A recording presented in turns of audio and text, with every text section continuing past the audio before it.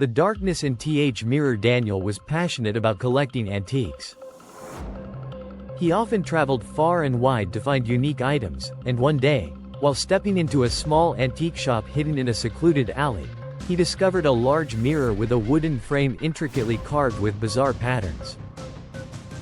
The mirror looked old, its surface slightly blurred but still reflecting images clearly. When Daniel asked about it, the shop owner, a frail old man with deep-set eyes, stared at him for a long moment before speaking in a hoarse voice. "Are you sure?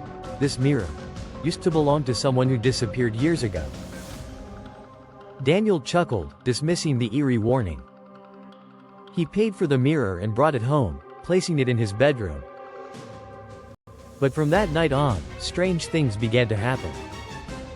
At first, Daniel felt uneasy every time he looked into the mirror. His reflection seemed to lag slightly, just a tiny delay, but noticeable enough to send chills down his spine. When he raised his hand, the figure in the mirror did the same, but just a fraction of a second too late. Then came the nightmares. Daniel dreamed of standing before the mirror, but instead of seeing his own reflection, he saw someone else, a distorted face, deep hollow eyes, and a grin stretching unnaturally wide. One night, Daniel woke up abruptly, feeling as though he was being watched. He turned toward the mirror. In the dim glow of the streetlights filtering into his room, he saw that his reflection was no longer him. It was something else. A tall, thin figure with hollow black eyes and a twisted grin. Panicked, Daniel spun around. But behind him, there was nothing. He turned back to the mirror, and this time, the figure in the reflection had moved closer, so close that it seemed to be just a breath away.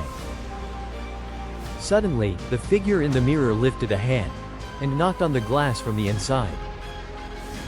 "Knock, knock, knock!" Daniel screamed, turned on the light, and threw a cloth over the mirror. His breath came in ragged gasps, his heart pounding wildly. But even with the mirror covered, he could still hear the faint whispering from behind the fabric. "Don't turn your back. I've waited too long." Then, all at once, the room fell silent. No wind, no whispers, only an eerie, absolute stillness. Daniel slowly lifted his foot, intending to run out of the room. But just as his hand touched the doorknob, a voice whispered directly behind him. "Where do you think you're going?" Daniel froze, his breath caught in his throat. That was not his voice. Slowly, he turned around. The cloth had slipped from the mirror at some point, and the reflection staring back at him was no longer his own. Daniel saw himself in the mirror, but something was terribly wrong. The eyes were entirely black, devoid of any whites.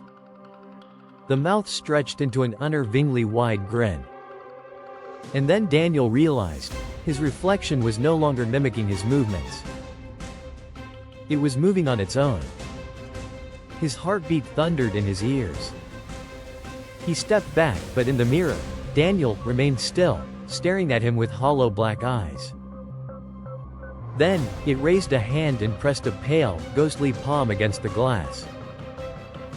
"It's my turn now." Before Daniel could react, an invisible force yanked him forward.